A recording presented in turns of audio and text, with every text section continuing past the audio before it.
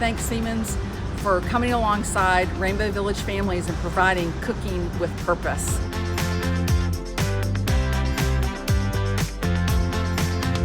Today, we have 26 families being fed by our Siemens employees.